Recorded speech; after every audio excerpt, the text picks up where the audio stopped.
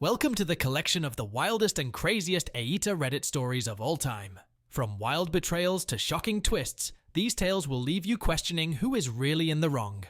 Let's dive in together. The first story for this collection is from Sunday Sandgrace. My husband says I'm selfish for choosing my life over our baby in a pregnancy crisis. AITA? My husband and I were discussing hypothetical situations related to pregnancy and women's health. I asked him, if there was a life and death situation during childbirth and he had to choose between me and our unborn child, who would he choose? Without hesitation, he said he would choose the child. Then he asked, wouldn't you? I told him I would want to be chosen to live. His response was to call me selfish for saying that. This has left me feeling conflicted. Is it wrong to want to prioritize my own life in that situation? How would you feel in my position? Update. Hi everyone. I didn't realize this could blow up and I am feeling overwhelmed, but also grateful for each and every one for taking the time in writing their thoughts and feelings about the matter. And to those who shared their birth experiences, know that you are seen, loved, and held. And to those who are expecting, I am praying for a safe birth for you and your babies. Just to be clear, I am not currently pregnant, but my husband and I are open to having children. The only reason why we had this conversation in the first place is because of my age, and there is a possibility for complications. I couldn't really get into more details for privacy reasons. Know that this matter will also be brought up in marriage counseling in hopes to gain more clarity in what has transpired. Again, thank you everyone from the bottom of my heart. OP is not the AH for prioritizing her life, especially in a hypothetical scenario. Rather, OP's husband is AH for his behavior, and his reaction lacks empathy and dismisses her valid concerns about potential health risks during pregnancy, so I would rate him 3.5 out of 5 on the AH scale, and OP gets a 0. Let's now jump on to the next story from Queasy_Freedom, 8142. AITA for telling my daughter I don't want to continue paying for her private college if she changes her major. My daughter goes to a private school. The only reason she goes there is because the school was near enough to our house, 30 to 40-minute commute. It offered her a scholarship that covered about 65% of the cost, and it has a music program. She wanted to pursue music, specifically music education. She has always wanted to be a teacher. A music education degree would allow her to get better at her craft and get credentialed to teach. Because of music and her instrument not being offered at the community college, because the local state university did not accept her, and because sending her elsewhere, where we would have to pay for room and board, making the cost comparable to the private school, when you take scholarships into account, it made sense to send her to this school. It still costs us a lot though. Between grandma and her dad and I combined, we are paying about $18,000 a year. She's currently in her junior year. She has 1.5 years left to graduate. She's burnt out. She may have possibly developed an eating disorder as well, and is struggling with depression. I've tried to get her to sign up for an outpatient program and take a semester medical leave, but she doesn't want to. I've tried getting her to find a therapist. She hasn't tried. She's seen a doctor and that's kind of it. Got prescribed an SSRI, and I've tried to encourage her to see a therapist first, but anyway, this is relevant because her state of mind is not the best. She's 20 years old. I can't sign her up for these things. She says she doesn't want to take a semester off and that she no longer wants to do this major. It's too much for her. She doesn't want to come back to it at a later time. She's set on changing her major to elementary education. The problem is that it isn't even possible to do and still finish at the college in time. She would need an additional semester, and that one would not include the scholarship, and it would be obviously very expensive because it's a private school. I refuse to pay for additional semesters. We can't afford that, and I've discouraged her from thinking she can take out a loan for that. Not with being a teacher as the job she'll end up with. She's tried talking to everybody at the college, trying to sort out how she could change her major and finish on time. Lots of roadblocks. She's crying about it all the time. Keeps getting her hopes up about something, but then it doesn't work out. The more I've thought about it, the more I feel I will resent her for having us pay our part of the next 1.5 years. So like a total of $27,000 between grandma and parents, just for her to get an elementary education degree. I would never have sent her to this college if it wasn't for the fact they had a music program that she could be a part of. In my opinion, if she is done with the idea of getting a music degree, she should leave this school and transfer to the local state college. It's way more affordable. They'll have the degree option she wants, and it won't matter if it takes her forever to finding. We can pay it for years and still save money. It's like $4K per year total. But she's very upset. She doesn't want to leave her private school, but she doesn't want a music degree anymore. I already communicated that I wasn't comfortable paying all this money for a degree not in music, that I think she should either find a way to finish music there or leave the place and do elementary education elsewhere. I know that a music education career wasn't necessarily worth a private education either, but it was my sort of compromise between something practical, an ed degree where you graduate with what you need for credentials, and something dreamy, music. I thought it was her dream, and I didn't want to kill it, so I supported her and paid for it, instead of sending her to community college. Starting to regret that choice now, but I'm not seeing the sense in staying there for something offered much cheaper nearby. But I'm worried about her mental and physical well-being. My girl is a mess right now. I recall being young and having no sense of the cost of things, and my mom really quickly made me get over it by stating point blank she wasn't going to pay for what I wanted, room and board away from home. I got over it quick when I learned it was not an option, even though I was upset at first. I'm thinking it may be best to just be blunt and tell her I'm not paying this. But I'm worried how she's doing mentally. But it feels so messed up that I would have to pay for private school to keep her mental health from collapsing. I didn't say to her that I would not do it. I simply said I didn't feel good about doing it, and that I think she should leave the school if she stops the current degree. Was I the for suggesting I don't want to pay for it? OP is not the AH for refusing to pay exorbitant fees for an unnecessary degree change. OP is prioritizing his financial practicality while offering reasonable alternatives to her daughter. OP's daughter's mental health is concerning, but OP has tried to support her. So, OP is not an AH for refusal. Let's now jump on to the next story from own-ad 5505. AITA for thinking he liked me? I, 29F, have worked at the same indoor pool for nearly 7 years. He has been a regular longer than I have worked there. I am pretty sure he is in his 30s. We never had the chance for a chat until maybe 2 to 3 years ago. It was no personal chat, just him asking for a work-related favor. Shortly after this chat, my work schedule started changing, and we had more opportunities for greetings every time he arrived. They were just casual greetings with some work-related request every now and then. I didn't think much of it until one day his behavior changed a bit, and I started paying more attention to him.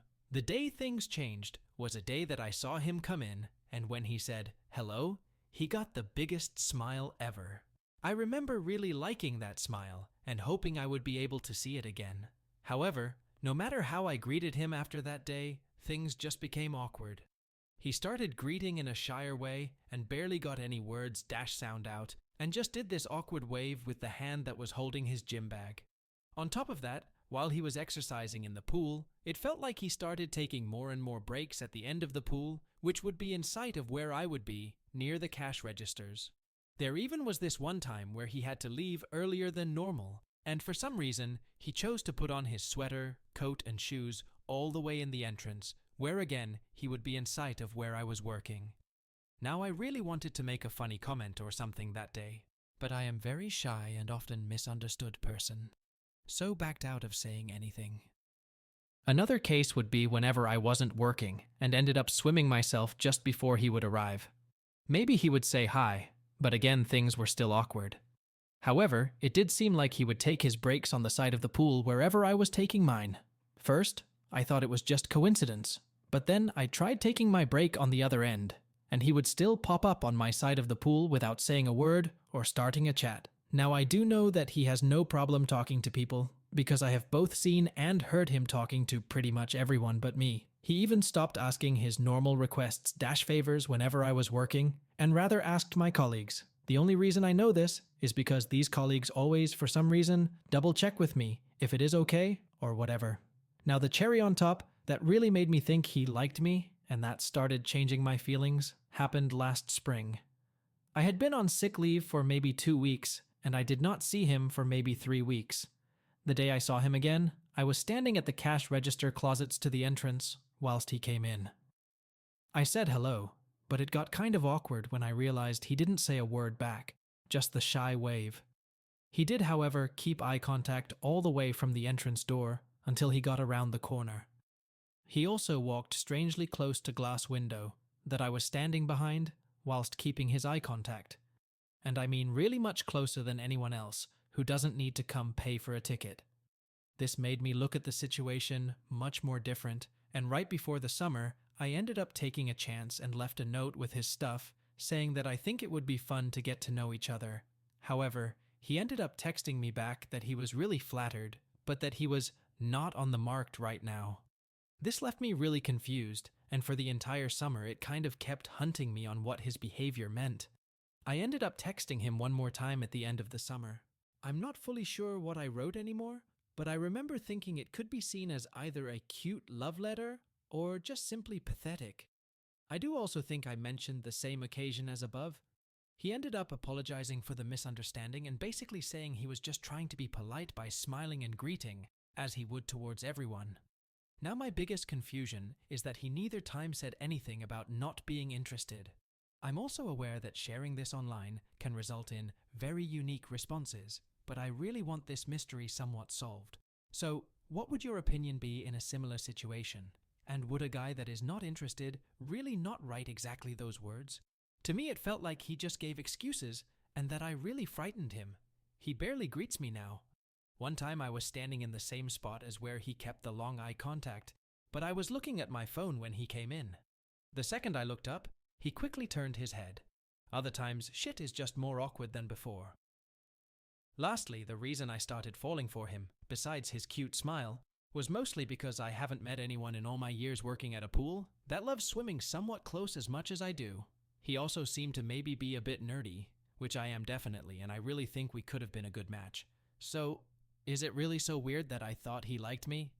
Not that I am going to put myself out there anymore, but it is nice to know for other possible scenarios in the future.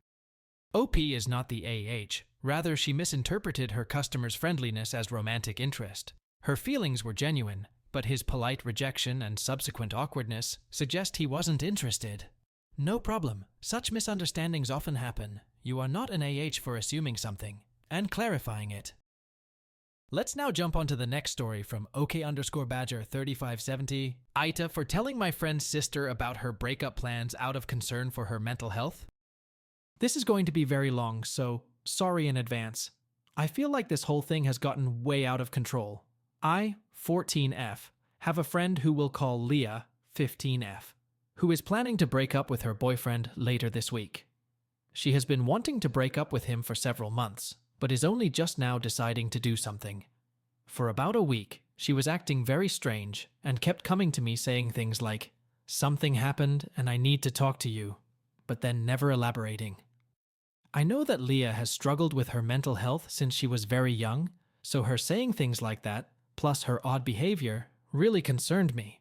She kept telling me that there was nothing to worry about, but she's also told me multiple times that she wouldn't share if she was struggling so as not to burden others. I didn't believe that she was really okay, so I went to her sister, who we'll call Allie, 17F. Allie and I are on a sports team at our school, so after practice one day, I just asked if Leah was doing all right, because she'd been acting very off, and I was concerned. Allie was very worried and said that Leah had been acting strange at home for a while now. She was so nervous to the point that she almost cried, and I assured her that I would let her know if I thought Leah was a danger to herself. A week later, Leah finally told me that she was planning to leave her boyfriend, and that was her big secret. I of course was relieved, and when Allie asked me about her sister again, I told her without even thinking about it.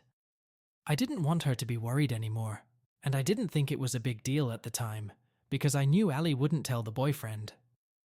A few days later, Allie sent me a TikTok that was about girls who make plans to leave their boyfriends and said that it sounded like Leah, which I never responded to. The next day, I get a text from Leah asking if I told her sister about her wanting to break up. I said yes, and that I was sorry for telling her secret, but that I didn't want to leave Allie in the dark after I accidentally scared her. Leah said that she didn't care what my intentions are, because the action was still hurtful, which fair enough. I apologized again, and asked if there was anything I could do to make it up to her, because we've been friends for a long time, and I don't want to lose that over this. She said that I really betrayed her trust, and I said, "I know I did, and I can't take that back, but I want to work to be better in the future, if you'll give me that chance." She didn't respond, so I sent one last paragraph basically saying that I was sorry, that I didn't mean to hurt her, and that I would give her space to figure out how she was feeling. The next day at school, she didn't talk to me like she normally did when I saw her in second period, which I expected because, like I said, I figured she would need space. When we got to lunch, she wouldn't even look at me, and I'm not exaggerating. I waved at her, and she turned around to start talking to another person.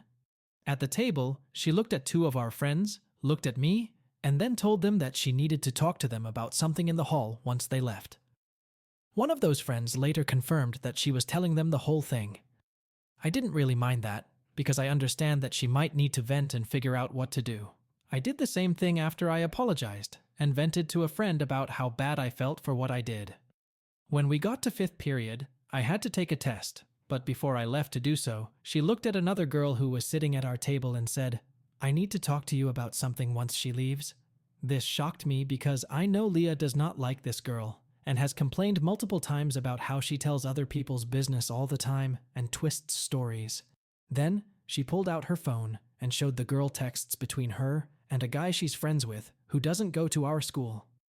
The girl said, "Who's that about?" And Leah looked over at me, so I'm assuming it was about me. So, she's now told 4 people about this situation. I still wasn't upset, because like I said, I figured she needed to vent, and I don't really care what this girl says about me. I take my test and go to my next class. Halfway through, one of my friends texts me and says that Leah is telling everyone in her class, including the teacher, about what happened. She also apparently said that she knows I was faking when I said I never meant to hurt her.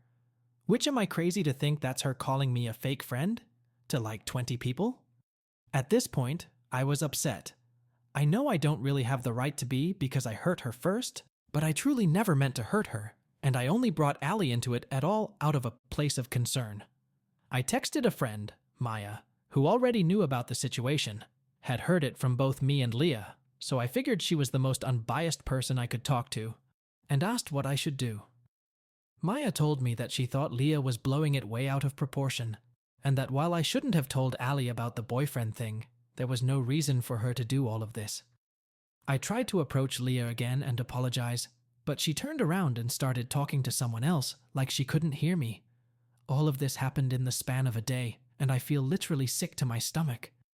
I feel so bad for breaking Leah's trust, and I feel like I'm never going to get the chance to make it up to her. Plus, Maya is hosting a big Christmas party 4 days from now. It's a sleepover, and both me and Leah are coming. I asked Maya if she thought it would be better if I didn't come, or left before the sleepover started, so that I could still give the presents I bought. She said that if anyone should skip, it's Leah, but I don't think that would be fair. Like, I'm the one who started this disaster. I should have to put up with the consequences of it. I just don't want to ruin Leah's night or the party, so I think it would be better if I didn't go. Now all of our friends are picking sides, which isn't what I want at all. I'm not trying to turn people against Leah, but I think that's what she's going to see it as. Plus, there's people in my school who I don't even know who now think I'm an awful person, according to what my friends have overheard. I know I don't have the right to be offended or angry, but part of me feels like Leah is picking her anger over our friendship, and that really hurts me. I wouldn't even be mad about her telling people, even with everything she said. If she would just talk to me, then at least I would understand where she's at emotionally and could try to start making things better. Sorry if this is rambly. I'm just so confused right now. I know I shouldn't have told Allie, but do I really deserve this much backlash? I don't know what to do. AITA? OP isn't the AH for being concerned about Leah's mental health, but sharing her secret with Allie was a breach of trust. While well-intentioned, OP should have respected Leah's privacy, and the aftermath shows the consequences of that decision. So, I would rate OP 1 out of 5 on the AH scale. Let's now jump onto the next story from Substance Sweaty, 7969. AITA for pulling my friend's jacket? I, 21M, was visiting my friend Robert, 22M, over Thanksgiving. He goes to a college in a major city in the US, and I haven't been there in a while. I thought why not go visit one of my best friends from high school before I make it back to my family for the break. It started as a great trip. The second night, it took a bit of a turn for the worse. We went out that night, where me and our other friend Patrick, 22M, get drunk, but I definitely was much more drunk. Robert stayed sober. We were waiting outside a bar when Robert's friend, who we were supposed to meet, comes outside and says he is going home. Thereafter, we leave the line because we did not want to pay a cover, and I can kind of tell that my friend Robert is upset. Patrick is on the phone with a girl to see if there is something to do later in the night. It's about 1 a.m. Robert suddenly goes, "I'm waiting 1 minute, then I want to go home." I then panic and grab his jacket along the zipper where it is unzipped and go, "No, you can't." Then I start freaking out, saying he can't leave. Robert, controlled but angry, says I cannot grab his jacket and I have no right to do that. I apologize, I think, but reiterate that he can't go home without us. I reminded him that you need a fob to get into the building and there's a doorman. Not to mention it had been my first time in his apartment and I was hammered. He says people open doors, we would be able to get in. He then turns around and says, "I'm going home, you guys can hang out." He then proceeds to start walking away. At this point, Patrick gets off the phone and starts walking with him. I learn later that Robert, instead of turning around to see if I was following, just kept asking Patrick if I am following. After eventually getting home, I ask if we can talk. He says yes. Once we get upstairs, we begin speaking where I, very drunkenly, apologized for grabbing his jacket, but also saying I was upset that he was icing me out. He keeps reiterating he can treat me any way he likes, that I most certainly have gotten to Robert's apartment with or without him, and that he would make sure we could get into the apartment. I become upset because he refused to apologize, started yelling, and his roommate might have been woken up. Eventually he says, "Let's just talk in the morning." Fast forward to the morning, Patrick leaves early and I am sleeping on the couch, which has me looking directly at the front door. After waiting till 11 a.m. I go to the bathroom.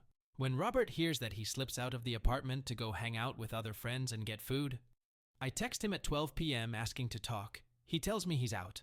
I ask to get food, talk things over, and try to get back to a fun weekend.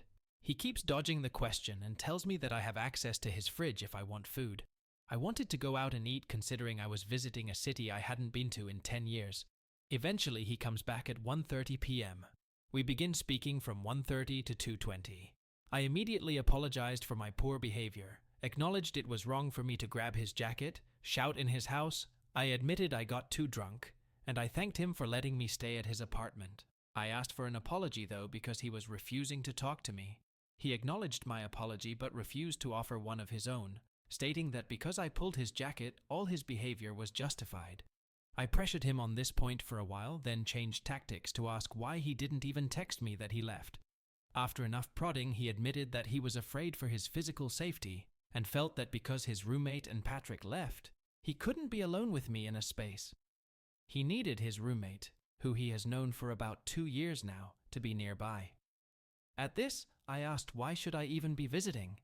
I then packed my stuff up, most of the clothes I own, and wandered around the city because it was too expensive for me to switch my train to an earlier time.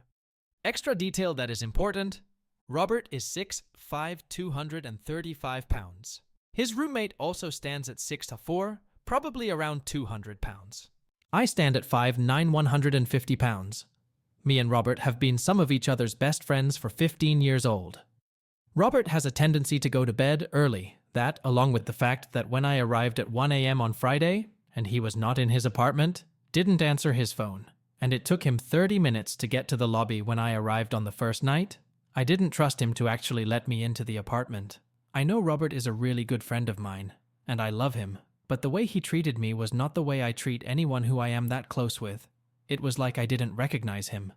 I think that has me anxious to text him, because I am worried I will be met with the same stubborn person who refused to see my side and wanted to continue the conflict. I understand that I might have acted entitled, but I also did not expect this treatment, behavior, or the dynamic of host versus guest to be thrown in my face so aggressively. It was shocking, and I know I can be prideful, but I still like to think there is a certain level of decency you treat your best friends with even if you get into a fight. TLDR? I pulled my friend's jacket when really drunk and got upset when he began to ice me out and not talk to me. This continued through the next morning, which resulted in a fight of me leaving and wandering a major city with my suitcase for 3 hours. I'll try and answer any questions. OP is partially the AH for grabbing Robert's jacket while drunk, which was an invasion of his personal space. However, Robert's behavior was also excessive, avoiding communication, and making OP feel unsafe. Both sides mishandled the situation, leading to conflict. So, as for scores, I would rate OP 1 out of 5 on the AH scale, and Robert 1.5 out of 5 on the AH scale. Let's now jump on to the next story from Caravagist with Wings. AITA for holding resentment towards a guy even after he said, sorry? So last month, I finally got tired of putting up with our campus dormitory and decided to move into an apartment near my university where the only occupants are students. The rooms for boys and girls are in separate buildings, but there is a common lounge connecting the two where both can hang out if they wanted. When I moved in, the girl, let's call her Jane, occupying the room in front of mine, welcomed me and chatted with me as I unpacked. As I set up my things, she noticed everything I own are in pairs, so I told her I have diagnosed OCD with suspected autism and that having everything in pairs makes me feel safe. She was so sweet about it, and we ended up chatting some more. Eventually, she told me she and some other occupants would often have a little get-together on Saturday nights at the common lounge, and told me I should attend this upcoming Saturday. I refused at first and told her socializing is a nightmare for me, but in the end, she was able to convince me by saying I can just give it a try, and if I ended up not liking it, I can just retreat back to my room anytime. Come Saturday, Jane and I head down to the common lounge together. She said everyone pitches in by making food, but since I'm new, I could just join for now.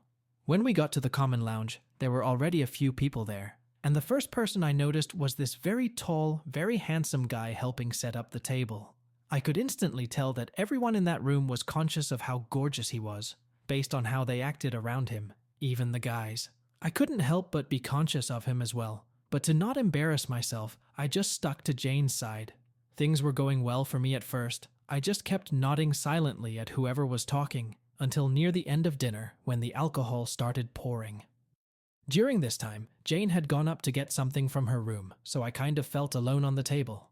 They were talking about stereotypes in interracial dating, when one of the guys asked Mr. Tall and Handsome, let's call him Eric, what type of girls he thinks are the prettiest, and he said tall girls with tan skin and prominent facial features. He worded it differently, but it's the best way I can describe what he meant. Now, as a girl who had unfortunately developed a bit of a crush on the guy, I couldn't help but be disappointed that I was the exact opposite of his type. I knew I was being silly, so I shook the feeling off and distracted myself by picking out some food to continue eating, when suddenly, Eric commented out of the blue, "You've only been eating the nachos, do you not like the food?" The moment everyone in the table turned to look at me, my blood ran cold. I didn't want to explain my picky eating habits due to my condition. It's common for people on the spectrum to be picky eaters due to anxiety and sensory issues, to a table full of people I just met, so I told him I'm not that hungry, and nachos are my favorite.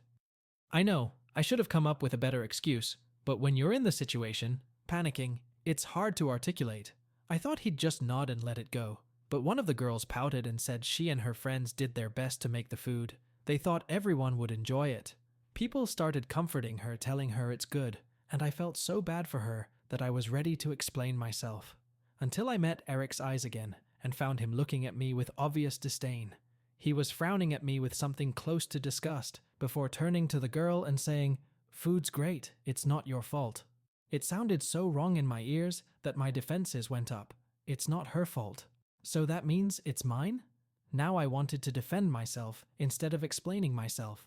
I felt so awful I wanted to leave the table. My little crush on Eric just got snipped in the bud. Jane then came back. But after a few minutes, I excused myself with the pretense of going to the bathroom, when I actually went up to my room and cried myself to sleep out of anger. The next day, Jane knocked on my door and told me she wanted to share some noodles with me. I was glad she didn't bring up the fact that I just disappeared last night, so I agreed, and we went down to the little terrace connected to the common lounge to eat. When we got there, Eric and one of his guy friends were there. I could feel the tension in the air as we passed by them, so I kept my head down. But to my horror, Eric called out to me, so I had no choice but to stop. His face was serious as he said something along the lines of, "Hey, sorry about last night. I called you out for only eating nachos without considering your reason. It was rude of me, I'm sorry." I told him it was okay, waving my hand and all. As I sat down with Jane on the terrace table, Eric tried to make small talk with us. I let Jane do the talking because I still felt uncomfortable, but Eric and his friend kept purposely including me in the conversation. When Jane and I finished and headed up to our rooms, I asked her what could have possibly prompted Eric to apologize. That's when she looked at me all sheepishly and told me that last night, after I didn't come back after leaving the table, the girl who cooked most of the food brought up the incident. Remember that Jane wasn't there when Eric called me up, so she asked what the girl was talking about. When they told her, she got mad and said, "She literally has OCD. It's quite common for them to be picky about the food they eat. It's not something they can just control." Jane said they all changed their tune after that, and she also apologized for telling people about my OCD without my permission. I forgave her, of course, but I find it hard to act friendly with Eric even after he apologized. I know it was also my fault, because I could have just explained, but is it wrong for me to think that people shouldn't comment on the eating habits of someone they just met? I tried not to run into Eric, but today he saw me by the vending machines near the apartment gates and tried making small talk again. I know he already said sorry, but I can't seem to be warm towards him. I keep thinking about how awful I felt when he called me out. I hate being an asshole. I feel like I'm being mean and I don't like it. Does anyone know how to get over such resentment quickly? TLDR. A guy calls me out for being a picky eater at a get-together, but I had trouble explaining myself. He apologizes the next day, but I find it hard to act friendly with him. What do I do to get over this? OP isn't an AH. Eric was rude and inconsiderate, and although he apologized, OP's discomfort is understandable. It's not wrong to feel resentment after being publicly embarrassed, especially when the apology didn't immediately resolve the emotional impact. What do the MacReddit fans think? Is the OP an AH or not? Let me know in the comment section below.